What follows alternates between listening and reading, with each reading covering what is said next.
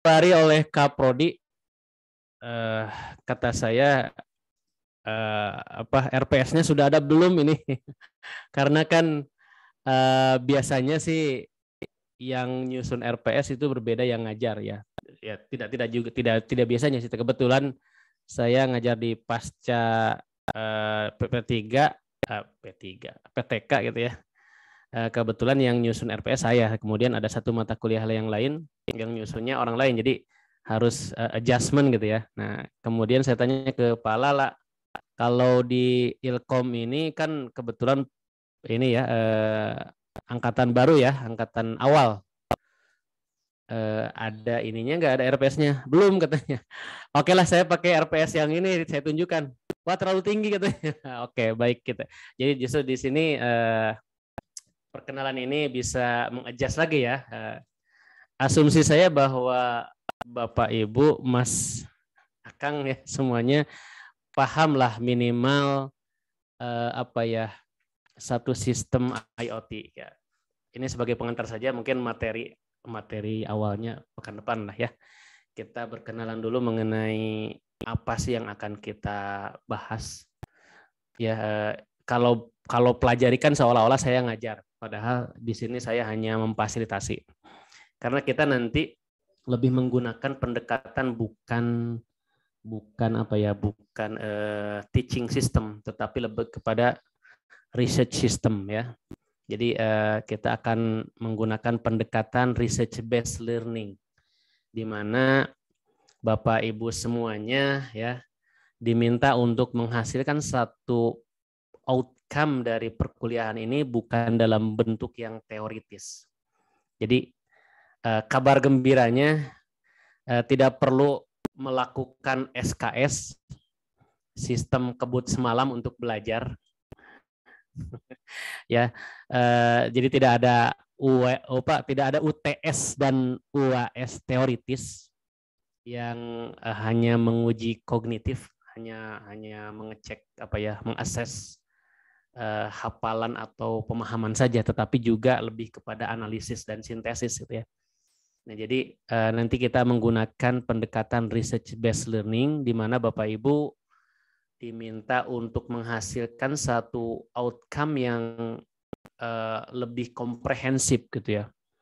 Dalam pengertian gini, misalnya nanti kita diskusikan dalam rangka untuk sebagai test bed, sebagai menguji ya asumsi-asumsi yang kita gunakan di awal, apakah itu sesuai atau tidak, ya berarti nanti harus ada semacam development lah ya.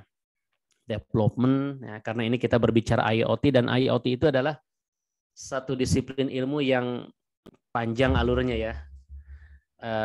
Dari seorang engineer elektronik, tukang nyolder, tukang testing sirkuit, kemudian bergeser ke lebih lanjut bagaimana misalnya pemahaman tentang telekomunikasi ya, walaupun di sini tentu lebih disederhanakan ya, bagaimana suatu data dari sensor-sensor yang tadi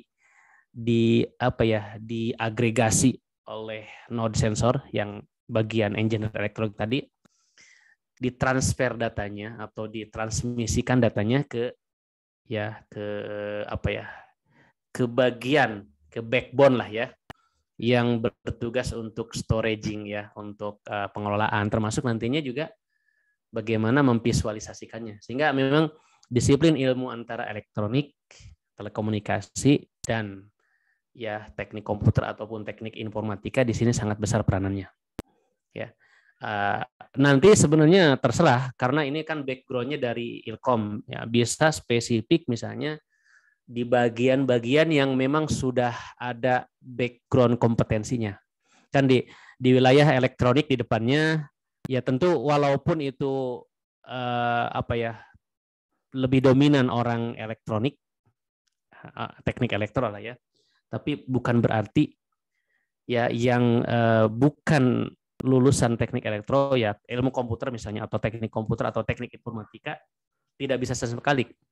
Karena IoT ini adalah bidang yang sekarang ini sangat sangat liberal. Jadi di forum-forum itu ada lulusannya sosiolog, orang-orang humaniora gitu ya, tapi dia hobi ngoprek. Ya, sampai kemudian ngopreknya itu bagaimana membuat satu membuat controller untuk drone ya. Ya, misalnya itu. Jadi ngoprek prosesornya ya. Pakai SBCK atau pakai mikrokontrol yang khusus sudah dalam bentuk board ya. Yang jelas dia hobinya gitu. Ya ada itu ya dari sosiologis. Jadi jangan berkecil hati. Kita pelan-pelan akan pelajari dari ujung sampai ke ujung. Ya. Nah, tapi tadi karena mungkin background Bapak Ibu adalah teknik komputer ataupun ilmu komputer dan yang sejenisnya, maka tentu nanti bisa memilih fokus kajiannya di bagian mana. Karena kan kalau berbicara sisi endpoint dari IoT ini ya pada sisi backbone tadi, kita nanti mengenal istilah cloud computing kan ya. Ada kemudian fog computing ya, dan di situ nanti peranan dari masalah security ya, kemudian scalability ya dari bidang-bidang software engineering, teknik komputer, jaringan dan sebagainya itu bisa berperan ya. Nah, cuma memang karena ini temanya adalah tema bidang interdisipliner yang dari endpoint sampai ke backbone-nya harus nyambung, berarti ya mau tidak mau kita akan lakukan itu ya, atau Bapak Ibu lakukan maksudnya. Ya jangan khawatir nanti masalah hal-hal device yang dibutuhkan mungkin nanti kita bisa bicarakan dengan Kaprodi ya. Saya sudah konfirmasi ke Pak Lala. Pak Lala nanya ke saya, Pak Didin mata kuliah ini perlu ada praktikum tidak? Kata saya, nggak perlu Pak. Pertama ya mahasiswa pasca S2 agak aneh kalau harus ada sesi praktikum khusus. Ya. Yang kedua adalah di masa pandemi ini jangankan yang S2, yang S1 saja yang kewajibannya praktikum, bahkan di semester ini UPI menerapkan kebijakan harus 8 SKS praktikum. Ya, yang pusing saya sebagai sekdep yang tadinya mata kuliah praktikum hanya 2 SKS realnya, tapi kemudian pelaksanaan praktiknya harus 5 SKS, ini diperpanjang menjadi 8. Ya, sudahlah labnya terbatas di masa pandemi yang harus tengahnya, ditambah lagi dosennya sudah padat. Ini berhari-hari, berminggu-minggu baru selesai deadline 1 hari sebelum running perkuliahan. Nah, jadi untuk S2 kata saya tidak usah ada praktikum lah. Paling ya karena saya menggunakan project base dan research base, memang hampir semua mata kuliah yang saya ampu di S1 pun ada mata kuliah aplikasi dalam teknologi jaringan ya. Dalam hal ini kalau Bapak Ibu ada kurikulum IoT yang itu bukan kurikulum utama dari Ilkom gitu ya. Nah, kalau yang tadi di elektro kan belajarnya ya ilmu-ilmu elektronika ya, dari mulai teoritis sampai praktisnya. Nah, justru di mata kuliah aplikasi teknologi jaringan saya ajarkan mereka untuk bisa menghasilkan satu sistem IoT yang terintegrasi, yaitu dengan kemampuan melakukan ya programming. Ya, kan tadi IoT butuh dashboard untuk visualisasi data ya. Berarti kan setidaknya harus ada kepahaman tentang bagaimana membuat program. Ya. Maka saya ajarkan web based programming ya, dan aplikasinya atau integrasinya adalah dengan IoT yang mereka kerjakan sendiri. Gitu. Oke, jadi tidak perlu praktek, tapi ada project base. Ya. Semua mata kuliah saya ada project base, tidak ada UTS, tidak ada UAS. Ya. Jadi misalnya kalau diminta menghasilkan satu device IoT, berarti memang harus belajar nyolder. Ya. Saya asumsikan tidak perlu praktik karena apa? Karena kan ini masih tinggal di rumah masing-masing ya. Ada yang masih di Riau mungkin, ya di Majalengka dan sebagainya. Ya. Dan setelah dipikir lagi, tidak mungkin juga dibuat kelompok, ya. Karena kan tidak mungkin lah yang di Riau misalnya berkelompok walaupun dengan satu provinsi ya, jauh. Padahal kalau kita beli device-nya pun harganya murah, paling 150.000 maksimal lah. Plus solder 30.000, ya T0-nya 10.000 lah ya, dan itu bisa dipakai untuk perbaikan alat elektronik di rumah gitu. Maka saya putuskan bahwa oke, kita menggunakan project base ya, nanti plus research base. Kalau misalnya memang ada hal yang sangat urgent dibutuhkan untuk untuk mempunyai device dan in case tidak bisa memenuhinya, mungkin nanti bisa kita komunikasikan ke Kaprodi untuk mensuplainya. Tapi saya pikir masih terjangkau lah ya. Saya tidak akan memberikan beban terlalu berat. Yang penting nanti ada produk yang bisa dihasilkan dari sistem IoT ini. Nah, itu tadi ya. Jadi kewajiban Bapak Ibu paling satu menghasilkan produk IoT yang sesederhana apapun. Nah, kita nanti bisa pilih lah. Kalau Bapak Ibu dekat sih di Bandung ya bisa pakai device yang saya punya. Ya, asal nanti mungkin janjian di kampus hari apa untuk mengambil. Tapi kan kalau dikirim ke Riau alatnya mungkin hanya 50.000, ongkos kirimnya 40.000 misalnya. Mending sekalian nyari di tempat yang ada karena ini sudah umum lah di berbagai provinsi ya. Kita paling butuh misalnya satu ESP32 lah ya.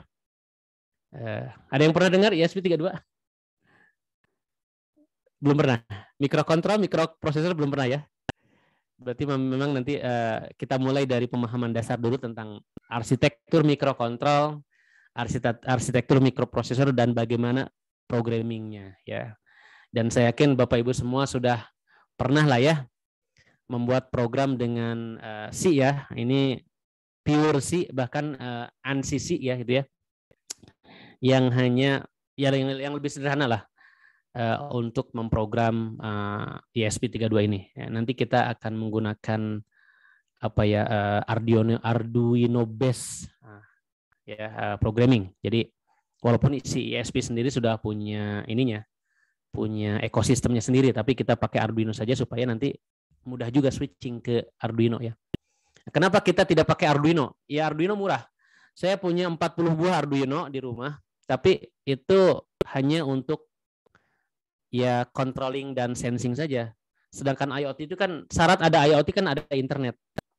Ya, supaya tidak ribet lagi kita gunakan ESP. Ya sudah integratif, ada Wi-Fi-nya, ada apalagi Bluetooth-nya. Ya sehingga tinggal pakai. Nah, kemudian misalnya nanti untuk sensingnya apa ya? Yang sederhana saja.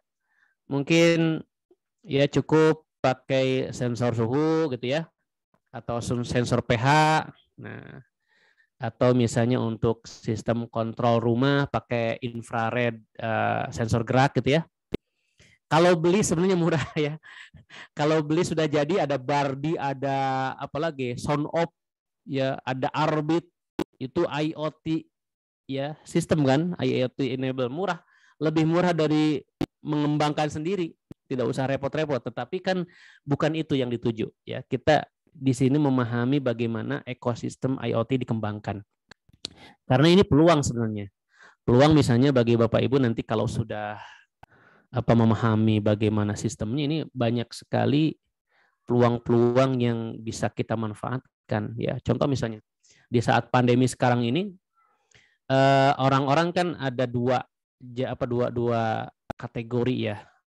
Yang pertama yang terdampak, apakah terdampak karena anggota keluarga utamanya misalnya pencari nafkahnya ya menjadi salah satu ya victimnya, korban dari pandemi ini gitu ya, ataukah terdampak karena lingkungan kerjanya, tempat kerjanya yang bankrupt ya, yang bangkrut sehingga akhirnya di PHK, atau terdampak bagi yang memang secara kehidupan tidak terganggu sebenarnya, tapi karena mewajibkan untuk tinggal di rumah WFH kan bosen ya, akhirnya dicari kesibukan. Nah, salah satu kesibukan yang ngetren di akhir-akhir ini pandemi ini satunya adalah bertani anggur. Bertani anggur contohnya misalnya ya hidroponik, ya bertani dan yang lainnya lah. Kebanyakan sih bertani ya. Ada juga yang masak sih ya. Yang masak atau bikin channel YouTube masak-masak gitu. Nah, ini yang misalnya hobinya hidroponik. Bagaimana misalnya mengelola ya hobi hidroponik menjadi sesuatu yang menyenangkan. Atau tadi bertani anggur bisa menjadi penghasilan alternatif, ya, jualan bibitnya. Ini kalau Bapak Ibu browsing, ada yang PHK karena pandemi, kemudian beralih profesi menjadi hobiis anggur, tapi kemudian menghasilkan ya 1 bulan sampai 30 juta dari jualan bibit anggur. Ya, padahal gaji awalnya saja ketika tidak kerja, ketika bekerja bukan di bidang itu ya lebih kecil dari itu. Atau yang hobi ya, yang hobi misalnya ya pagi sore itu lihatin anggur terus. Nah, dan ternyata di forum-forum juga banyak pertanyaan dari pemula, bagaimana cara bertanam anggur yang baik. Nah, ternyata kita telusuri. Ya saya minta ke mahasiswa S1, coba kamu bisa nggak membuat ide dari permasalahan seperti ini. Ditelusuri ternyata banyak hal yang bisa diangkat. Misalnya apa? Ya dengan IoT bagaimana bisa mengatur maksimal ya pemaksimalan nutrisi atau apa ya penyiraman anggur sehingga menyerupai habitat aslinya di di negara subtropis. Yang di situ kan ada musim dingin, musim panas ya. Kalau di Indonesia kan kita tidak punya. Ya, agar hasilnya maksimal ya harus menyerupai habitat aslinya atau daerah aslinya, maka digunakanlah teknik SPAP misalnya. Stres air ya. Stres air kan harus diukur oleh sistem, tidak bisa dilihat kasat mata saja. Nanti kalau di stres tidak disiram 1 bulan, 2 bulan, anggurnya mati. Tapi kalau pakai sistem IoT, diukur pH-nya, diukur kelembabannya, ya kemudian nanti kalau terlalu kering, ya dikasih siraman sedikit, bentuk tetes-tetes sampai kemudian terukur normal kembali. Ya, kemudian apa? Penyakit-penyakit yang sering timbul dan ini jadi keluhan para pemula. Misalnya apa? Ada jamur tepung dan sebagainya, jamur kuning, jamur putih dan sebagainya. Ternyata itu akibat dari kelembaban udara dan itu bisa diukur kan? Ya, pakai pengukuran humidity. Ya, kemudian diatur bagaimana supaya tidak lembab. Apakah pakai humidifier gitu ya, dikasih kabut gitu ya. Nah, pakai sistem pressure misting ataukah dengan yang lainnya. Atau kalau lebih advance lagi, kalau misalnya menggunakan ya computer vision. Ya, kadang-kadang kan pemula kan tidak tahu ini penyakitnya apa. Terus daun kuning warnanya apa? Nah, ini kurang magnesium kah, kurang nitrogen kah dan sebagainya. Itu bisa pakai computer vision. Nah, ini kata saya ini peluang bagi Anda. Coba lakukan dan ada satu orang yang berminat dan sampai saat ini sudah mengumpulkan berbagai literatur ya dan satu kesimpulan dia jalan Pak, saya akan jadikan tugas akhir katanya. Nah, saya berharap dari pendekatan berbasis research ini untuk IoT, Bapak Ibu, apalagi kan, mohon maaf, kalau di Ilkom kewajiban untuk lulus harus punya apa? Jurnal kah atau proceeding cukup? Pak Lala mewajibkan apa? Harus jurnal? Ininya publikasinya? Ada yang sudah ini belum? Konfirmasi? Belum Pak. Belum. Ya, mungkin tiap prodi berbeda ya. Saya pengalaman ketika kuliah di Jepang ada mahasiswa ini kebetulan di kampus saya itu hanya ada S2 dan S3 ya karena namanya saja dari Advanced Institute, jadi dia memang fokus di riset gitu ya. Jadi kuliahnya semua berbasis riset, adapun by course-nya hanya mungkin 10 SKS untuk S3, 20 SKS untuk S2. Dan untuk S2 yang lulusan Jepang kebanyakan sih tidak usah kuliah lagi karena mata kuliahnya hampir semuanya diakui. Ya, kecuali kalau dari Indonesia misalnya, saya hanya dari sekian mata kuliah S2 saya di MGT di ITB, hanya 1 mata kuliah yang diakui, yaitu pun hanya 60% matchingnya ya, mata kuliah OOP. Ya, Object Oriented Programming diakui di sana hanya 60% kurikulumnya. Sehingga sisa 8 SKS harus saya ambil. Nah, kalau yang internal Jepang biasanya dia hanya syarat formalitas saja karena secara ini langsung diakui dan dia langsung fokus di riset. Nah, berbagai lab ya yang ada itu beda-beda ternyata. Ada yang mewajibkan harus jurnal ya untuk kelulusannya. Ada yang jurnalnya itu harus IEEE Ya, jadi harus dipublish di IEEE. Ada yang cukup jurnal apapun, tidak perlu terindeks Scopus. Ya. Begitu juga yang doktoral. Ada yang cukup 1 jurnal, ada yang harus 3 jurnal. Ya, saya dapatnya sensei yang lebih fleksibel, walaupun ada ruginya, berarti tidak terpressure untuk lebih produktifnya. Sensei saya hanya mewajibkan kamu cukup jurnal internasional. Ya, saya tidak mikir apakah itu Scopus atau bukan. Ya, bahkan saya terbit di jurnal Jepang, ya internasional, tapi jurnalnya jurnal yang terbit di Jepang. Nah ini beda-beda. Nah di UPIK pun beda-beda. Kalau di PTK, ya S2-nya minimal 1 artikel proceeding. Artinya Bapak Ibu punya kewajiban untuk, ya kalau di PTK ya, nggak tahu di Ilkom harus konfirmasi nih, agar jangan mepet ya, dari sekarang bisa direncanakan. Ya bisa direncanakan tadi dengan berbagai hal, ya salah satunya mungkin mata kuliah ini bisa jadi sarana untuk Bapak Ibu menghasilkan 1 artikel yang publish di minimal proceeding. Ya, artinya ikut conference lah ya. Nah, gitu. Ini panjang lebar kemana-mana, ingin membuka bahwa kita bisa ya, Bapak Ibu background-nya berbeda-beda, maksudnya berbeda-beda ya mungkin bukan elektro gitu ya, tapi kan punya bekal komputer, informatik, ini bisa kita combine ya. Jadi ini sebagai pengganti UTS-nya, Bapak Ibu menghasilkan produk apa ya namanya, kita sebutlah sensor node ya, atau endpoint ya, atau IoT device lah.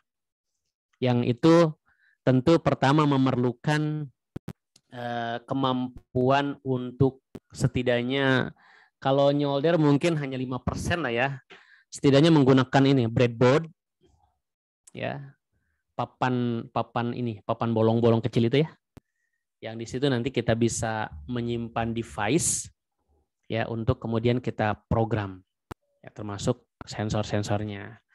Nah kemudian Bapak Ibu harus bisa mengkoneksikan sensor-sensor tersebut ya ke suatu dashboard.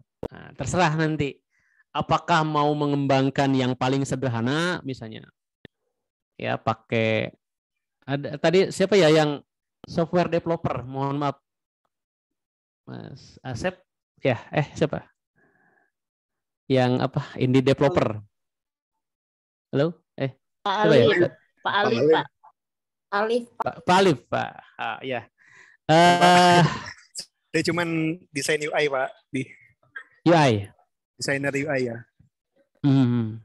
Ini apa lebih ke desain ya? Iya. Tidak programmingnya, bukan programmingnya. Ya bukan Pak. Oh ya, ya nggak apa-apa. Maksudnya ya mungkin bisa nanti pakai Laravel misalnya ya, atau pakai pure PHP misalnya dari scratch, atau yang paling sederhana misalnya menggunakan apa ya layanan yang sudah ada, Antares misalnya. Ada yang sudah dengar Antares? Ada Antares, ada ThinkSpeak, ada Thingsboard, ada Blink dan sebagainya. Ya.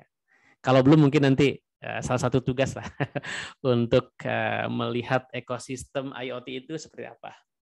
Ya jadi itu UTS-nya. Ya, sedangkan UAS-nya adalah ya bagaimana dari apa ya ngoprek kecil-kecilan ini bisa menghasilkan 1 manuskrip. Ya setidaknya nanti ini kalau diminta oleh prodi untuk bisa publish, ini bisa jadi bahan publikasi di conference misalnya. UPI kita punya sekitar 10 conference setiap tahun ya. Di elektro 2 tahun sekali ada ISMI namanya, dan hampir 60% yang presentasi itu adalah mahasiswa yang tugas akhir ataupun yang skripsi. Lalu di PTK ada namanya gantian ya, setiap tahun gantian, ada namanya TIFET conference ya, kemudian ada juga kalau lupa ya, satu lagi sampai lupa saking ininya, ada TIFET conference, ada nanti kalau ingat ini kan. Jadi itu bergantian ya, dan itu biasanya ada di prodi PTK juga ininya conference-nya ya. Kalau MIPA yang saya tahu ada MS CIS ya. MSCIS ya, komputer, fisika, matematika dan sebagainya. Bahkan kalau tidak salah Pak Lala punya joint conference juga dengan yang lain. Nah, itu bisa menjadi salah satu tempat untuk mencari publikasi. Sehingga nanti ketika dibutuhkan untuk syarat kelulusan, karena kalau tidak salah di panduan akademik UPI tahun 2020 ya, walaupun belum diwajibkan, tapi di situ sudah dinyatakan bahwa untuk lulus sarjana ya minimal mempunyai publikasi di conference ya. Sedangkan yang S2 kalau tidak salah harus 2 kah atau bagaimana? Ya, sedangkan S3 minimal 1 jurnal dan 1 conference. Tapi itu tergantung juga, ada prodinya yang mewajibkan dua jurnal ya. Nah, itu tergantung juga. Oke, kembali ke tadi jadi UTS-nya menghasilkan produk IoT ya, integrasi jadi dari endpoint sampai kemudian bisa dilihat di dashboard ya. Apakah web based kah atau pakai mobile misalnya. Nah, itu kan bisa macam-macam lah ya. Nah, tadi yang kemudian pengganti UAS-nya adalah menghasilkan 1 manuskrip. Lalu bagaimana cara menulis manuskripnya? Tentu nanti kita bahas ya secara gantian dengan materi pemrograman ya, materi IoT. Jadi nanti Bapak Ibu misalnya harus memahami dan melakukan bagaimana melakukan ini ya, literatur searching, mencari literatur bisa dari Science Direct, bisa dari IEEE Explore ya, kemudian dari berbagai database yang lain, ada Wiley, ada Springer dan sebagainya. Ya, kita kumpulkan menggunakan keyword-keyword tertentu, lalu kita download. Paling gampang download ya cari di ResearchGate misalnya ya, kontak autornya atau melalui email. Tapi kalau ujung-ujungnya susah, ya gunakan Shihab lah ya. Ada yang tahu Shihab kan? Gunakan Shihab ya. Mudah-mudahan sih tidak ini ya. Ya wallahu alam, ini saya sih tidak merekomendasikan, tapi juga kalau ujung-ujungnya susah ya cobain aja lah. Ya, inilah resiko ketika kampus tidak punya akses terhadap database. Ya. Ini bedanya apa bedanya kita kuliah di dalam dan di luar negeri ya. Mohon maaf, kalau kita bandingkan, saya lebih memilih merekomendasikan misalnya anak-anak S1 atau Bapak Ibu nanti kalau mau lanjut S3 coba mencari kesempatan di luar. Karena apa? Apa yang kita bayar melalui SPP itu balik lagi dalam bentuk fasilitas yang cukup untuk melakukan berbagai hal, terutama riset ya. Misalnya gini, ketika saya kuliah dulu, walaupun saya bukan bayar ya, saya dibayari karena menggunakan beasiswa Dikti. SPP saya itu 263.000 yen per bulan. Biaya masuknya 270 ribuan yen. Berarti kalau dirupiahkan sekitar SPP itu sekitar 35 juta bukan per bulan, per semester ya. 35 juta per semester. Tetapi seolah-olah Dikti itu tidak bayar apapun sebenarnya. Ya, Dikti tidak, maksudnya gini, kita mahasiswa itu walaupun pakai dana Dikti gitu ya, kita bayar SPP itu seolah-olah kita tidak merasa bayar. Kenapa? Begitu datang, saya butuh perangkat untuk riset dengan baik, tidak minta padahal. Begitu meeting pertama, sensei langsung, Didinsan, Anda butuh laptop seperti apa? Silahkan budgetnya sampai 250.000 yen. Oke lah kalau gitu saya cari MacBook yang paling tinggi saat itu. Ya udah, saya request, saya beli. Tapi dengan catatan katanya ya, nanti kalau kuliah beres ini aset lab, jadi tolong dikembalikan. Siap ya. Kenyataannya pas pulang, sensei, kita kan masih punya project ini. Masih banyak data yang saya ambil yang belum saya tulis menjadi jurnal, kan harus dilanjutkan nanti supaya bisa publish. Dan laptop saya yang lama udah rusak gitu. Boleh saya bawa? Silahkan bawa aja. Nah, itu satu ya. Jadi walaupun dalam waktu 3 tahun. Kemudian apa? Setiap semester hampir selalu saya pergi keluar. Bahkan saya bilang ini, kalau kamu punya satu draft ya atau manuskrip yang bisa diterima untuk full paper di conference, kemanapun kita pergi, sudah ditantang ini, kemanapun kita pergi, ya kata dia secara pribadi, supaya mileage saya meningkat, kan saya nanti punya fasilitas yang enak di bandara katanya. Jadi ya akhirnya menyemangati diri untuk pokoknya setiap semester harus bisa conference. Walaupun pada kenyataannya tergopoh-gopoh karena pressure-nya tidak ada ya. Lebih santai dibanding lab-lab yang lain ya. Senseinya hanya datang jam 9 pagi, pulang jam 6. Kita datang ke lab tidak tiap hari pun tidak masalah. Bahkan datang hanya pada saat zemi ya, seminar pekanan pun tidak masalah. Ada lab yang lain yang datang kamu harus jam 7. Pulang jam 11 malam. Makanya Bapak Ibu pernah dengar istilah 7-Eleven. Itu kan ada supermarket atau minimarket 7-Eleven. Buka jam 7, tutup jam 11 malam. Nah, diterapkan atau dipakai oleh para sensei yang lain. Datang jam 7, dia pulang jam 11. Otomatis mahasiswa itu harus standby sebelum jam 7, harus pulang setelah jam 11. Bayangkan, kalau bawa keluarga, ya capek-capek bawa keluarga atau ribet-ribet bawa keluarga ke sana hanya untuk jadi penunggu rumah gitu.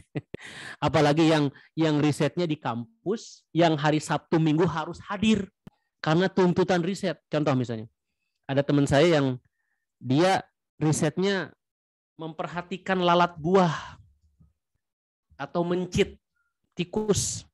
Itu kan tidak bisa ditinggal. Harus perhatikan terus ya, berhari-hari bahkan Sabtu Minggu. Ditambah senseinya yang harus mensyaratkan datang jam 7 pulang jam 11. Udah lewat saja. Jadi kalau saya enak. Saya kebetulan kan tema riset saya adalah lebih besarnya adalah computer in education, tapi saya melakukan satu kajian bagaimana kalau seorang relawan bencana diajarkan mengambil keputusan yang berhubungan dengan masalah etika melalui sebuah serious game. Ya. Jadi saya mendevelop serious game sebagai test bed-nya. Itu kan enak ya, kita di rumah aja di apartemen. Kecepatan internet di lab sama di apartemen sama ya. Lapar tinggal minta ke istri tolong nasi goreng, tolong susu dan sebagainya. Pada saat zemi baru datang sejam, balik lagi ke rumah ya. Sabtu Minggu jalan-jalan sama keluarga ya. Tapi tadi tanpa pressure sehingga tidak produktif. Jurnal saya tidak banyak, hanya satu yang disyaratkan saja. Tapi tadi ketika ada tantangan, ayo kita berangkat kemanapun kamu punya full paper, ya saya tertantang 1 semester sekali harus keluar. Ya, saya hanya bisa menghasilkan 9 conference, paper conference, dan 1 publish jurnal, kemudian 1 lagi setelah lulus, dia datanya diambil pada saat kuliah, dan 1 lagi draft, sampai sekarang belum publish juga. Hanya 11 lah ya, maaf tadi 9 conference, 9 artikel conference, 12 tulisan. Ada teman saya yang dosen ITB, memang pressure dari senseinya. Jam 3 kalau senseinya mau tolong edit data ini, harus bangun. Edit. Apa hasilnya? Dia menghasilkan 21 artikel. 11 international conference, artinya dia keliling kemana-mana.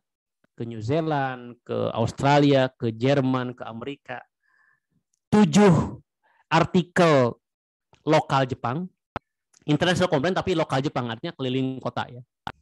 Dan sisanya ya tadi 21 ya, berarti 11 tambah 7, 18. 3-nya itu jurnal internasional. Itu dilakukan selama kuliah. Tapi babak belur Bapak Ibu. tadi pressure-nya tinggi ya. Cuma ya itu, benefitnya begitu pulang ya produktivitasnya juga teruji. Sama seperti halnya tadi yang melakukan riset, mengamati mencit itu, mengamati lalat buah, memang begitu pulang produktif. 1 tahun menghasilkan 10 jurnal kolaborasi internasional. Jadi naik ke profesor gampang. Beda dengan saya ya, dari tahun ke tahun ya terus saja seperti ini. Ya, apalagi disibukkan dengan struktur, struktur ya sebagai sekdep, habis waktu untuk struktural. Nah, tadi maksudnya ya, jadi kuliah di luar itu memang mahal, tapi benefitnya kembali ke kita. Ya, selama 6 semester saya kuliah, alhamdulillah benefit secara finansial tidak banyak, tetapi pengalaman bisa dirasakan. Apalagi tadi yang 21 artikel ya. Saya yang cuma 11 conference saja ya tahu kota-kota besar di Jepang gitu ya. Walaupun hanya Tokyo, Osaka gitu ya. Tapi kan terlewati ketika kita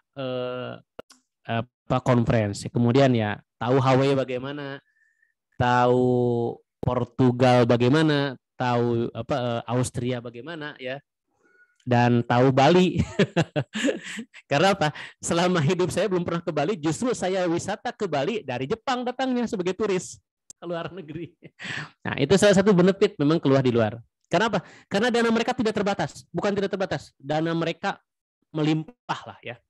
Baik, bandingkan nanti kita. Saya yakin ketika Bapak Ibu diminta untuk punya publikasi, tidak semua ya dari Bapak Ibu sekarang mungkin terafiliasi atau terpayungi oleh riset dosen. Ya, sehingga otomatis harus mengeluarkan budget sendiri untuk bisa ikut conference. Walaupun untuk mahasiswa murah sih ya, paling 750.000 ya. Internal UPI kan diskonnya besar ya. Tapi kan kalau misalnya conference-nya dilakukan di luar, ya tentu ada biaya transportasi dan sebagainya. Ya, beda kalau di Jepang misalnya. Saya ke Hawaii saja kalau ngitung-ngitung, tadi SPP 1 semester cuma 260.000. Tapi di semester itu saya ke Hawaii menghabiskan budget 600.000 yen. Artinya 2 kali lipat SPP yang saya bayarkan. Kalau bayar sendiri nggak mungkin ya. Ya konferensinya cuma 10 menit tapi dibiayainya selama seminggu. Ada uang hariannya, ada uang hotelnya ya. Pulang-pulang tekor ya ada tekornya. Tapi kalau misalnya ke daerah yang tidak mahal, kita bisa mengumpulkan sisa-sisanya. Ini sebagai motivasi saja, siapa tahu misalnya, apalagi yang masih single, ya beasiswa berlimpah banyak, ya bisa keluar negeri. Ya kalau sudah S2 lebih gampang. Karena apa? Karena para pembimbing atau universitas di luar itu tidak lihat kita lulusan mana. Ya saya saja kalau dulu mungkin melihat saya lulusan UPI, nggak mungkin saya keluar negeri ya. Tapi bukan itu yang dilihat ya.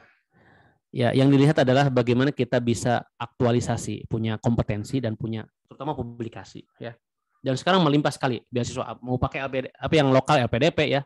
Maksudnya yang pemerintah atau yang keluar bisa kita kontak langsung ke senseinya ya. Kayak itu ya. Jadi sekelumit, kenapa riset ini penting? Ya, makanya saya mendorong Bapak Ibu dalam perkuliahan kita ini kita menerapkan research based learning, artinya Bapak Ibu didorong untuk bisa memahami dan mengaktualisasi bagaimana melakukan penelitian.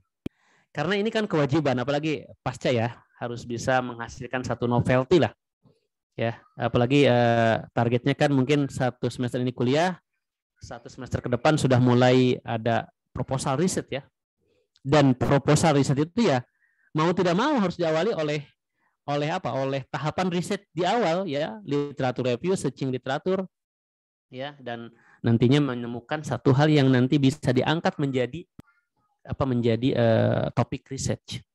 Nah, perkuliahan semacam ini tidak hanya di pasca saya terapkan, tetapi juga di S1. Ya, sehingga diharapkan mereka bisa sejak dini menghasilkan satu artikel yang publish lah ya. Dan alhamdulillah sudah 4 tahun ya kita melakukan penerapan itu, dan alhamdulillah banyak dari mereka sekarang lulusan-lulusan yang tadinya mungkin susah gitu ya untuk masuk kuliah, sekarang sudah banyak sekali, dan mayoritas memang yang berhasil yang jadi dosen itu memang lulusan pendidikan. Ya, di elektro itu ada dua prodi maksudnya ada dua kategori prodi ya, ada pendidikan, ada teknik ya, ada murninya. Ternyata yang lanjut kuliah dan yang jadi dosen justru adalah lulusan pendidikan.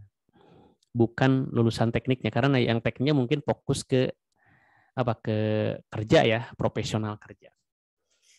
Itu sekelumit tentang pendekatan kuliahan kita ya, dengan research base ya, sehingga nantinya mohon ya disiapkan misalnya untuk mereview artikel-artikel terkait IoT. Nanti kita gini lah mungkin ya, mulai pekan depan saya berikan materi tentang IoT ya, di sisa berikutnya kita bahas tentang bagaimana melakukan riset ya. Walaupun ini bukan mata kuliah penelitian ya, bukan mata kuliah teknik atau statistik atau apapun, tapi ya kita pelan-pelan coba menerapkan itu supaya betul-betul memahami bagaimana melakukan riset khususnya dalam bidang Internet of Things ini. Itu yang tadi ya, UTS dan UAS. Kemudian yang harap diperhatikan juga bahwa ini bukan semata-mata saya menginginkan Bapak Ibu menghasilkan satu outcome seperti itu, tapi juga mengasah kita untuk memang menjadi akademisi ya kan. Siapa tahu setelah ini tadi Bu Rani yang di SMK ya naik posisi jadi dosen kan, bisa saja. Saya pun dulu sebelum jadi dosen guru SMK dulu ngajar di SMK 1 Cimahi. Nah, kebetulan ada beasiswa S2 di ITB, ya udah saya ikut. Begitu S2 ngajar di SMK-nya lupa. Ya, akhirnya diajak ngajar di TELU. Ya. Begitu lulus kuliah S2 ditawari oleh Prof Ade di Elektro. Udah balik lagi aja lah ke sini, ya udah. Ikut saja. Nah, siapa tahu nanti naik posisi kan ya. Banyak kesempatan, banyak hal yang bisa terjadi. Nah, jadi akademisi yang siap adalah yang tentu bisa menghasilkan satu karya akademik. Ya, mudah-mudahan dengan pendekatan ini nanti sudah siap lah ya. Minimal untuk lulusan lah, tidak usah lagi repot. Aduh, saya topiknya apa ya? Bingung gitu ya. Padahal banyak hal yang bisa diangkat sebenarnya. Gitu ya, UTS UAS dengan pendekatan ini. Nah, nanti kemudian menulisnya adalah menulis yang orisinil ya. Artinya nanti saya akan minta Bapak Ibu untuk submit artikelnya di Turnitin. Ya, diturnitin supaya pengerjaannya serius. Ya. Dan saya terapkan di S1 juga. Kata saya, Anda kalau mau lulus dengan saya gampang. Ya. Hanya portofolio, tidak usah belajar semalaman tentang teori ini dan itu. Anda cukup lakukan penulisan ini ya. Dan nanti submit diturnitin. Bagi yang plagiarismenya di bawah 20% ya insya Allah lebih mudah untuk mendapatkan nilai kata saya. Tapi kalau Anda sudah sejak awal ya asal-asalan ya karena tidak mengerjakan sesuai timeline, akhirnya mepet, akhirnya copy paste dari sana sini. Ya. Bahkan ada satu yang saya temukan ya, dia memang tidak plagiatnya kecil gitu ya. Ini yang tugas akhir nih. Yang skripsi. Plagiarismenya kecil, hanya 20%. Tapi saya tahu ini sepertinya hasil dari translate. Dan yang lebih ketahuan dia jadi gini. Dia mengangkat topik tentang konten analisis dari video YouTube tentang pembelajaran otomasi industri ya. Jadi pembelajaran PLC kalau di elektro. Nah, dia menggunakan framework yang frameworknya digunakan ya. Artinya bagaimana melakukan penelitiannya bisa diadopsi. Tapi betulkah kamu melakukan ini? Saya tanya, secara manual mungkinkah kamu menganalisis 200 video dengan durasi minimal 15 menit, menganalisis bagaimana komentar dari si penonton, menganalisis kontennya dalam waktu yang relatif hanya 3 bulan ini? Mungkin Pak katanya. Oke, kalau bisa silakan. 3 bulan berlanjut, dia lakukan, ternyata di akhir apa? Dia mengcopy paste ya, semua prosesnya dari satu jurnal. Tapi dia lupa bahwa orang lain sampai bisa menghasilkan artikel itu, dia melakukan eksperimen tidak manual, tetapi menggunakan data mining gitu ya. Dia mengembangkan satu framework yang bisa membaca komentar YouTube, bisa membaca analisis like-nya kapan gitu ya, kan ada melalui YouTube API-nya kan bisa diakses tuh. Like-nya kapan, distribusinya seperti apa, dianalisis. Ya, dia lupa bahwa itu yang dilakukan orang lain, dan ternyata apa? Ketemunya di situ, dia mencantumkan aplikasi yang dikembangkan oleh si author di skripsinya. Itu ketahuannya. Dan mohon maaf, pembimbing kesatunya adalah profesor. Saya pembimbing kedua. Saya ke pembimbing satu, Prof, Anda lupa sepertinya, ya. Biasanya kan teliti, ini sepertinya karena sibuk tidak sempat untuk memeriksa ini sampai sejauh ini. Ini plagiat 80% katanya. Ya, karena apa? Metode dan hasilnya hanya diganti angka-angkanya, dan setelah plagiat dia pun melakukan pabrikasi. Satu etika seorang peneliti yang sangat tidak apa ya? Sangat jahat lah ya. Nah, ini kaidah dari seorang peneliti kan, penelitian metode yang kita canangkan bisa salah, boleh salah, tetapi jangan bohong. Artinya apa? Artinya data-data yang kita hasilkan itu betul-betul hasil dari analisis kita, tapi jangan hasil publikasi. Karena apa kejadian? Waktu saya kuliah dulu, saya dapat cerita yang tadi saya ceritakan, seorang teman yang dia di lab ya, ngurus mencit gitu ya, karena bidang farmasi. Nah, dia cerita bahwa ada satu penelitian di Jepang waktu itu 2012-2013, penelitian di Jepang yang dipublikasi di jurnal sangat bergengsi dengan impact faktor yang sangat tinggi. Saking bergengsinya, lalu kemudian lembaga-lembaga penelitian sejenis melakukan penelitian yang sama. Berbagai lembaga melakukan penelitian, tapi hasilnya tidak bisa sama dengan metode yang dipaparkan di jurnal tersebut. Lalu diusulkanlah untuk dilakukan investigasi, dan ternyata kebetulan si mahasiswa ini adalah mahasiswa kedokteran, sudah lulus ya. Hasil investigasi bahwa metode yang dilakukan adalah hasil dari rekayasa, dan data-datanya adalah hasil publikasi. Padahal ini penelitian yang yang sangat berisiko karena urusannya dengan manusia. Ya, penelitian di dunia itu,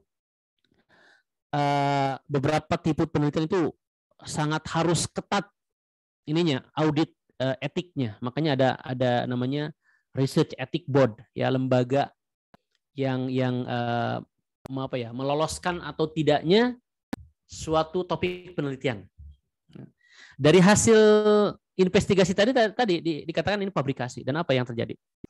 Mahasiswanya dicabut gelarnya, pembimbingnya bunuh diri, kemudian koautor yang lain dari luar negeri juga mengundurkan diri dari profesi akademik.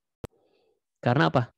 Karena bukan saja berimpact terhadap si mahasiswa, tapi kalau ketika plagiarisme ini ya terungkap, maka posisi seorang profesor yang sudah bertahun-tahun digapai lah ya, diusahakan. Institusi yang awalnya keren gitu ya, akhirnya hancur. Ya. Makanya saya ke Mas Wah selalu, Anda mungkin bisa lulus kuliah, tapi kalau yang Anda hasilkan adalah hasil dari kecurangan, maka impact-nya bukan hanya untuk diri sendiri, tetapi juga ada nama pembimbing yang dibawa, ya, ada nama institusi juga. Kan nanti tidak keren gitu ya. Saya lulus dari mana? Dari UPI. Oh, UPI yang dulu sering plagiat itu ya, gitu. Walaupun semua kampus ada plagiatnya, tapi kalau sampai menjadi terkenal gitu ya, itu kan bahaya juga ya. Saya kemarin menguji mahasiswa S2 pasca. Mohon maaf, ini Pak Alko ya. Kebetulan beliau juga dari Riau gitu ya. Nah, ketika yang lain penguji membahas ini itu konten, saya tidak jauh-jauh dulu. Udah saya scan dulu pakai Turnitin. Hasilnya apa? 60% sama kata saya. Kebetulan perempuan, Bu, bolehlah Ibu mengejar untuk bisa lulus secepatnya. Ini kan berkaitan dengan beasiswa, berkaitan dengan keluarga, ya. Tapi kalau ibu lulus dengan cara seperti ini, maka ada nama pembimbing yang juga dipertaruhkan. Kita tahu sama tahu lah, pembimbing juga apalagi di Indonesia ini kan rata-rata membimbing itu kan banyak sekali ya, S1-nya, S2, S3-nya sibuk gitu. Nggak mungkin lah. Apalagi saya lihat tesisnya itu 150 halaman. Bayangkan. Harus membaca 150 halaman. Ya, nggak mungkin lah kata saya. Coba tolong diperbaiki, dirombak habis-habisan. Kalau bisa di bawah 30 halaman lah. Ya, jadi tesis itu tidak harus tebal ya, Bapak Ibu ya. Jadi hilangkan mindset bahwa kita harus menulis yang banyak. Saya ketika menulis disertasi itu isinya hanya 60 halaman. Plus lampirannya dalam bentuk apa? Instrumen, kemudian hasil pengolahannya, atau ada artikel, draft artikel, itu total hanya 90 halaman. Plus 10 halaman dalam bentuk daftar referensi ya. Jadi 100 halamanan. Tapi isinya hanya 60 halaman. Mahasiswa di S2 di Jepang ya, tesisnya hanya 20 halaman sampai 30 halaman. Dan ujiannya pun hanya 15 menit. Ya. Kenapa? Karena apa? Karena sistemnya memang sudah mature, sudah matang. Jadi ujian itu hanya untuk semacam deklarasi bahwa si A ini sudah menjalani proses sebagai mahasiswa pasca master, doktor gitu ya.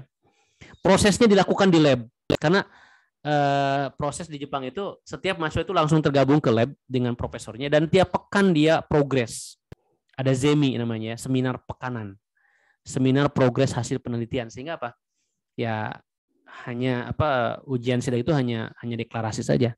Ada mahasiswa dokter yang tadi yang farmasi itu ya, teman yang farmasi itu, dia ujian sidangnya hanya memaparkan 15 halaman artikel yang publish di jurnal. Jadi 15 halaman artikel itu ditambah cover, ditambah mungkin lampiran-lampiran yang lain, cukup menampilkan slide apa yang dia paparkan dari artikel yang sudah publish tersebut. Salah kaprahnya di kita di Indonesia, ya, terutama di UPI yang saya rasakan, mahasiswa S1 ada yang sampai 200 halaman skripsinya. Apalagi yang doktor, ada yang sampai 2 rim numpuk 700 halaman. Kata saya, apa isinya tebal-tebal kalau dalamnya sampah? Sampah itu apa? Hasil plagiarism. Apalagi kalau sudah ngutip sana sini, ada kalau di pendidikan itu ada Sugiono, ada Suharsimi Aruikunto, ada yang menurut si A deskripsinya si B dan deskripsinya si C bahwa sampel itu adalah bla bla bla bla. Itu kan mohon maaf sampah ya, tidak bisa dijadikan draft artikel. Nah, bagaimana caranya kita belajar di sini? Membuat satu artikel tidak usah banyak-banyak, nanti ya outcome artikelnya cukup 6 halaman atau 7 halaman. Ya, tetapi isinya munel. Daging lah ya, kalau istilah sekarang kan di YouTube ya ngobrol dengan si ini isinya daging semua gitu. Isinya daging. Sehingga ketika mau dipublish itu ya layak publish. Ya, tidak usah banyak menghilangkan tulisan-tulisan yang tidak penting. Ya, caranya memang tidak bisa instan. Harus dicicil. Ya, pekan ini baca 5 artikel, disintesis isinya, tuangkan dalam bentuk kalimat. Kalimatnya adalah kalimat hasil resume sendiri. Jadi nantinya pelan-pelan introduction misalnya ada 3 paragraf, ini butuh sekitar 30 artikel. Dilakukan dalam waktu 3 pekan misalnya atau 4 pekan. Nanti masuk ke metode ya, nanti masuk ke pengujian dan sebagainya. Ya, sehingga nanti outcome-nya ya bisa dihasilkan seperti itu. Memang lebih sederhana dibanding ujian teoritis ya. Kalau ujian teoritis ya kalau sudah stres ya susah masuknya. Ini lebih sederhana. kita tidak usah stres karena kan dicicil. Taruhlah 1 minggu harus baca 5 artikel. Ya, artikel pertama dibaca hari Senin, istirahat, Selasa baca lagi. Dan bacanya pun tidak seperti baca ini, Bu, skimming aja. Kita cukup mensintesa dari 6 halaman artikel orang lain itu bagaimana isinya. Nah, caranya bagaimana ya? Kita nanti belajar ya. Bagaimana membaca isi suatu artikel sehingga menghasilkan ya resume yang kesimpulannya bisa kita ambil dan kita jadikan dasar tulisan kita. Itu mungkin sebagai gambaran proses asesmen kita. Nanti setelah ini mungkin Bapak Ibu ada yang ditanyakan dulu. Nanti saya akan paparkan bagaimana materi-materi yang akan kita bahas di perkuliahan ini. Enggak, ada yang bertanya atau ada yang mungkin keberatan, Pak? Terlalu berat atau bagaimana? Silakan. Nanti kita diskusikan. Ada mungkin? Atau mungkin bagaimana caranya gitu ya? Atau masih ada yang belum connect, ini IoT mau seperti apa ya? Kita diskusikan. Atau ada yang sudah ada yang sudah pernah belum bersentuhan dengan IoT walaupun mestinya kulitnya aja. Mungkin punya adik yang di elektro atau di mana gitu ya, atau pernah mengerjakan satu programming untuk dashboardnya atau bagaimana gitu. Pernah, Pak. Ada Pak. Ya, enggak. Baru sedikit sih Pak, IoT.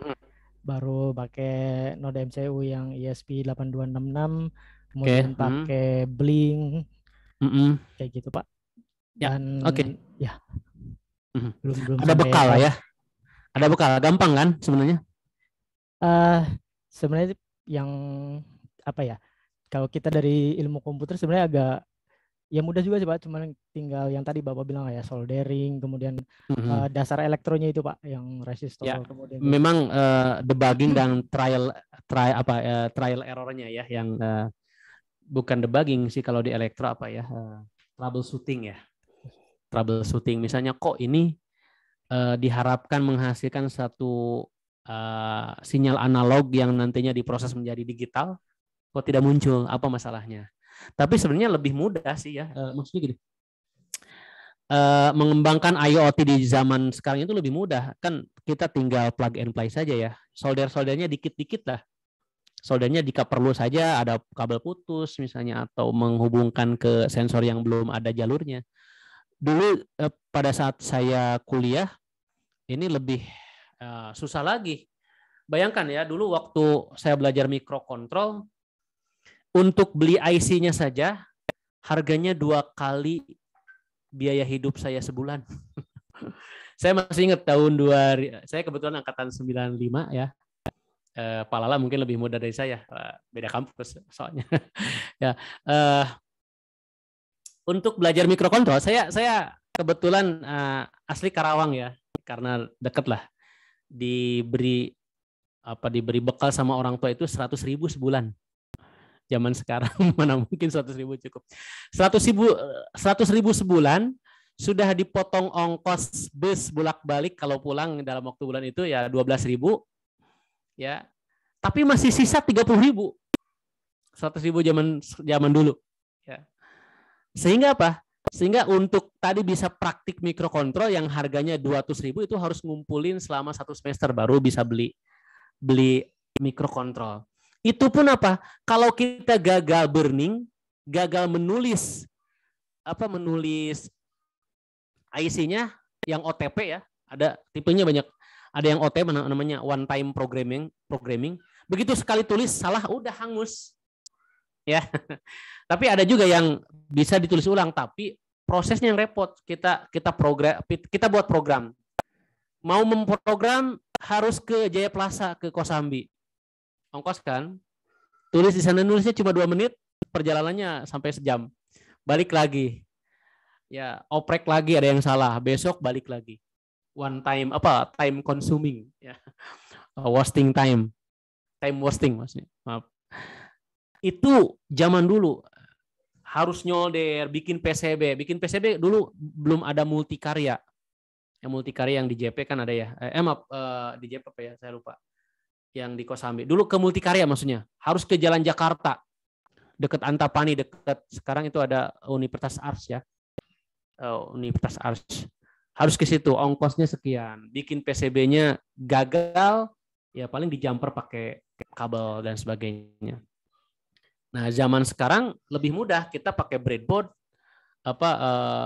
mikrokontrolnya sudah dalam bentuk modular, tinggal ceblok-ceblok saja ya, tinggal ini masuk lubang-lubang gitu, sensornya dan sebagainya, lebih mudah. Dan insya Allah tadi siapa Pak Suratno ini ya sudah punya bekal lah ya. Sudah punya bekal, ya tinggal nanti dilanjutkan apakah pakai node MCU silahkan ya. Kalau node MCU ini, Pak, sama Pak Safri juga, kebetulan Pak Safri itu kan dasarnya dari elektro Pak, dia SMK-nya kan dia elektro, kemudian dia masuk ke ilmu komputer, jadi dia lebih paham di elektronika itu Pak Safri. Elektronika. Kemudian dulu satu sekolah sama waktu satu sekolah sih Pak sama saya sekarang Pak Safri dan saya itu. Saya di TIK, saya di TKJ, Pak Safri di elektronika industri. Tapi kita sama-sama ngembangin IoT di sekolah kita, Pak. Oke, ya. Iya, Pak. Berarti alhamdulillah gitu ya.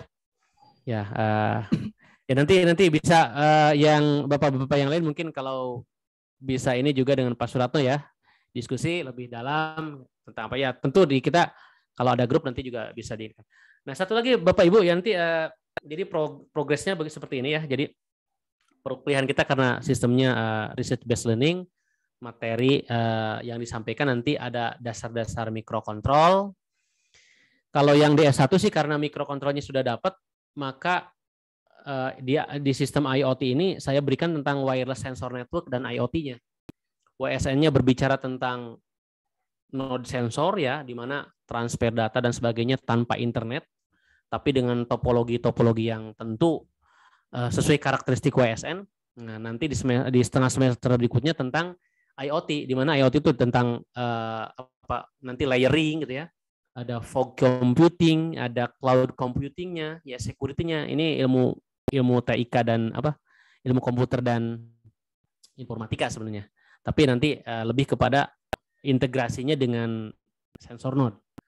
Nah, tapi karena Bapak Ibu kan belum secara general belum pernah mendapatkan mata kuliah mikroprosesor, maka mungkin di 4 atau 5 pertemuan kita akan membahas tentang dasar-dasar mikrokontrol. Dan supaya lebih gampang lah ya, kita langsung saja misalnya ke programming ESP32 ya. Nah, kalau S1 biasanya dari arsitekturnya, dari belajar pemrograman assembly-nya. Ya, pemrograman assembly kan kita berbicara dalemannya ya, berbicara bagaimana programming RAM, programming ALU-nya ya, dan sebagainya. Tapi kita lebih advance lagi, ya programming cukup pakai C dan kita akan belajar bagaimana membuat program untuk Arduino dan ESP32 ya. Jadi ketika kita berbicara program Arduino, maka oleh si ESP32 framework kita tinggal apply saja ya, hampir sama ininya. Nah, baru nanti di di setengah semester berikutnya kita bahas tentang IoT. Nah, agar Bapak Ibu progresnya dapat terpantau, maka karena kita berbasis research dan ini tentu harus juga menerapkan istilahnya kolaboratif learning ya. Jadi supaya Bapak Ibu nanti yang satu progresnya sampai di mana akan memotivasi yang lain. Atau nanti misalnya Pak Suratno misalnya membahas tentang tadi programming, contoh misalnya hydroponic system misalnya. Yang lain bisa mengintip bagaimana Pak Suratno melakukan kajiannya. Bukan mengintip untuk mencuri topiknya, bukan. Justru ketika Pak Suratno sudah ada nih ya topik tentang ini, berarti saya ambil topik yang lain. Untuk itu saya nanti mengundang Bapak Ibu tergabung di Basecamp. Ada yang sudah pernah dengar Basecamp? Ya, aplikasi Basecamp. Nah, coba saya tunjukkan ya.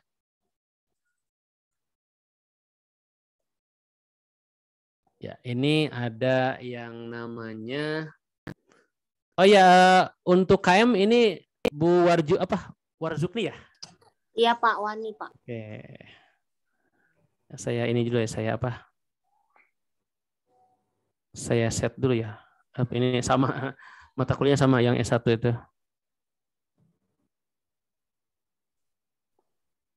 Mana ya? Saya lupa ini yang ini ya. Di atasnya itu Pak. Oke, saya set dulu saja ya. Tapi memang untuk pertemuan ini saya belum posting ininya, RPS-nya nanti lah. Saya post RPS-nya. Nanti kalau sudah ini mungkin minta bantuan Bu Warzukni ya untuk approval-nya. Baik Pak. Oke.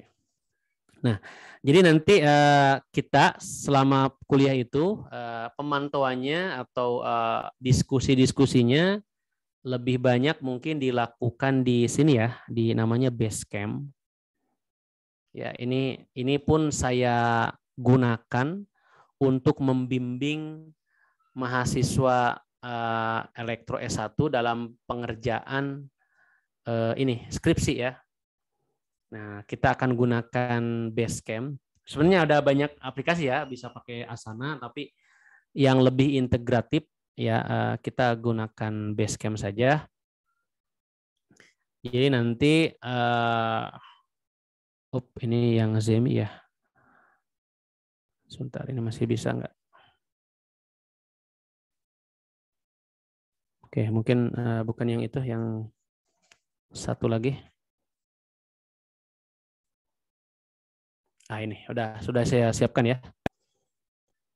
Research based learning on IoT ya. Jadi nanti Bapak Ibu saya siapkan misalnya to-do list untuk Pak Suratno gitu ya. Ya, oke, nanti definisinya sekian. Nanti saya assign misalnya, tapi harus invite dulu. Nanti saya kasih link invite-nya. Mungkin bisa join langsung ya. Tidak usah di-invite melalui email, tapi langsung join ke link. Nah, nanti Bapak Ibu nanti bisa langsung misalnya membuat to-do list sendiri. Contoh misalnya. Pekan sekarang ya, misalnya ini misalnya saya ya, pekan sekarang melakukan review ya 5 artikel tentang IoT misalnya ya. Assign ke saya sendiri ya. Nanti notify-nya misalnya ke pribadi atau ke saya nantinya ya. Nah, kemudian due date-nya kapan? Ya. Ini supaya targetnya tercapai, misalnya 5 artikel sepekan. Berarti sekarang tanggal 8 ya saya targetkan selesai tanggal 14 misalnya ya. Ya, kemudian ini don't repeat ya karena hanya satu kali ya, catatan misalnya yang pertama searching literatur dari Science Direct misalnya ya. Ini contoh saja ya.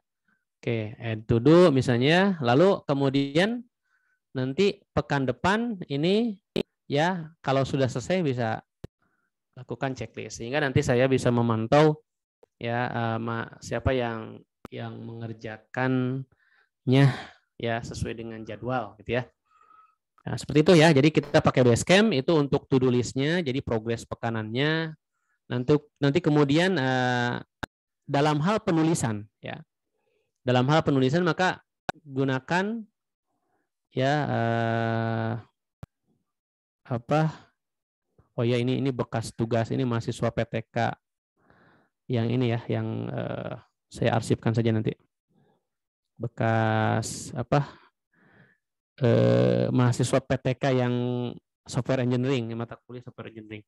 Oke, nanti misalnya Pak Suratno tadi ya mencantumkan ini aja misalnya dari Google Doc ya. Mana ya Google Doc? Ini aja adanya Google Drive ya. Atau misalnya start a new doc ya. Ya, detailnya apa gitu ya. Misalnya apa ya? artikel tentang apalah, tentang IoT ya. Jadi progresnya itu dari pekan ke pekan kelihatan. Yang pertama adalah misalnya introduction ya, atau kalau misalnya nulisnya di Google Doc, ya misalnya tambahkan linknya. Nanti setiap, ini misalnya saya post ya, saya post. Nah, nanti setiap progresnya, oh ini supaya ketahuan isinya apa. Ini misalnya link ini ya, link Google Doc-nya. Ya, oke, save ya. Nanti setiap setiap ada progres, cukup komentar di sini. Misalnya pekan yang selanjutnya versi terbaru, misalnya update hari ini gitu ya. Ya, nanti kan ketahuan jamnya. Ini ada timingnya ya, ada today hari ini ya. Nanti kelihatan bahwa dari pekan ke pekan berarti Bapak Ibu melakukan progres penulisan. Ya, nanti saya cek dari ininya, dari tulisannya. Ini sebenarnya memang agak harus telaten ya. Tapi tidak berat sebenarnya. Cukup sehari meluangkan waktu atau sepekan lah, meluangkan waktu sejam ya untuk mengupdate progres ini. Ya, karena kan tidak ujug-ujug, tidak langsung ya. Pelan-pelan. Nanti di akhir perkuliahan nanti kelihatan, oh satu artikel kita sudah hasilkan, ya, dan progres dari proyeknya pun kita hasilkan. Nah ini sebenarnya saya pun dari sebentar saya ini kan lagi, maaf ini teh tampil nggak ya sharing screen-nya? Tampil Pak. Kelihatan nggak? Tampil ya? Ada Pak. Soalnya tidak ada green box-nya di sini. Ya dari sini sebenarnya saya punya ide ini ya.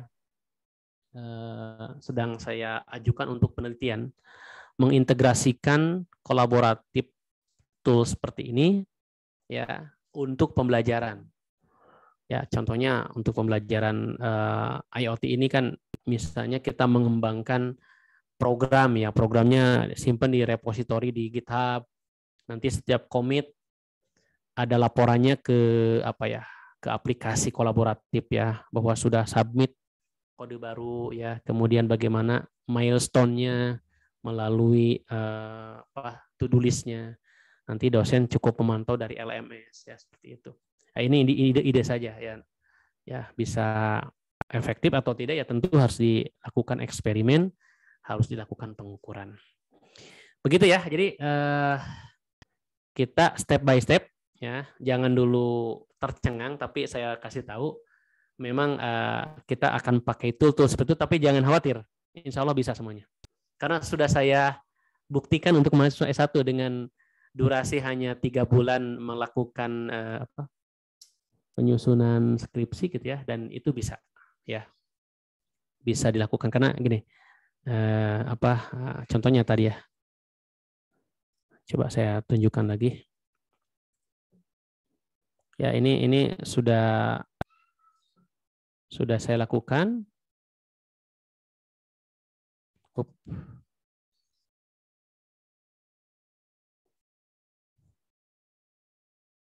Ya, saya sudah lakukan di sini di Zemi ini. Kebetulan sudah saya remove anggotanya ya sebagian. Tapi sudah saya arsipkan ya. Ini beberapa mahasiswa yang menggunakan pola ini untuk skripsi ya.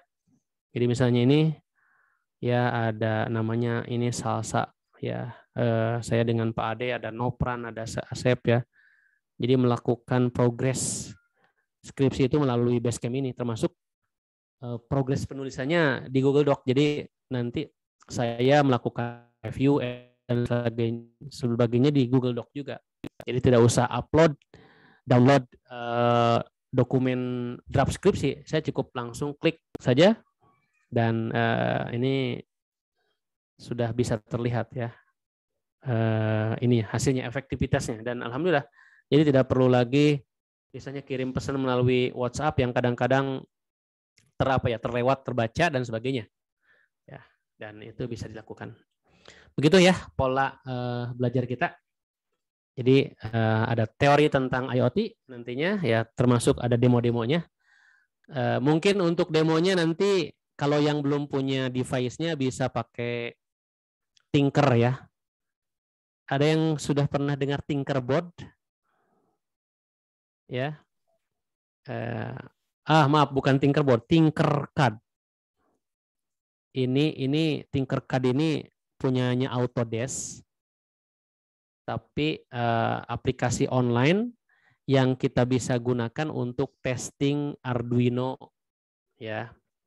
Karena tadi antara Arduino dengan ISP bahasa pemrogramannya kita pakai Arduino, tapi device-nya nanti bisa pakai ESP8266 ya, bisa pakai apa? Bisa pakai ESP32 misalnya ya, dan sebagainya. Oke, sambil jalan ya. Baik, ini kita hampir maghrib ya. Maaf, kalau hari ini perkuliahan jam 4 sudah ada apa, masih ada perkuliahan atau sudah selesai atau kosong? Jam 4 kosong, Pak. Kosong. Kita naikkan ke jam 4 saja ya. Oh, Perkuliahannya baik, Pak. ya. Supaya nanti selesainya sebelum maghrib, karena makin mendekati ke bulan-bulan ini biasanya kan maghribnya sudah mulai geser lagi ke sini. Ya, jadi kita bisa lebih dini lah ya. Pak, jam 4 Tapi kalaupun 3:30 kan masih asyar ya, 3:30. Jadi pekan depan mulai jam 4 saja ya perkuliahannya. Dan insya Allah nanti pekan depan kita lebih deskriptif mengenai materi-materi. Karena saya mau jelaskan tapi waktunya sudah hampir maghrib ini. Ya, itu saja mungkin ya pekan ini. Oh ya, tadi Tinkercad ya. Mana sebentar, ini Tinkercad. Ini bisa pakai akun UPIADU ya, supaya dianggap sebagai akademisi ataupun student, sehingga ya lebih apa ya, fitur-fiturnya lebih banyak yang bisa kita gunakan. Nah, aduh, ini agak lambat atau gini aja lah, coba Bapak Ibu ya kunjungi Tinkercad, nanti bisa coba gunakan untuk ya mengenal lebih awal tentang Arduino programming ya, termasuk varian-varian yang lainnya. Baik, ada pertanyaan terkait apa yang sudah dipaparkan hari ini? Pekan depan insya Allah kita akan mulai ya materi dari IoT ini ya. Yang pertama tentu basic microcontrolnya dan programmingnya. Ya, nanti kita lanjutkan ke pemahaman tentang WSN dan IoT, walaupun mungkin tidak bisa sekomprehensif sejak awal ya, tapi setidaknya pahamlah ekosistemnya IoT itu bagaimana, sehingga nanti pada saat mengembangkan atau punya proyek-proyek terkait itu bisa lebih implementatif ya hasilnya. Enggak ada pertanyaan terkait materi hari ini atau diskusi kita hari ini? Cukup? Sudah 2 jam ya, hampir 2 jam. Kalau cukup mungkin kita cukupkan sampai di sini. Terima kasih atas atensinya. Kita bertemu pekan depan insya Allah. Assalamualaikum warahmatullahi wabarakatuh. Waalaikumsalam warahmatullahi wabarakatuh. Terima kasih, Pak. Terima kasih sama-sama ya. Ya, baik. Terima kasih. Saya leave meeting ya. Terima kasih. Baik, Pak.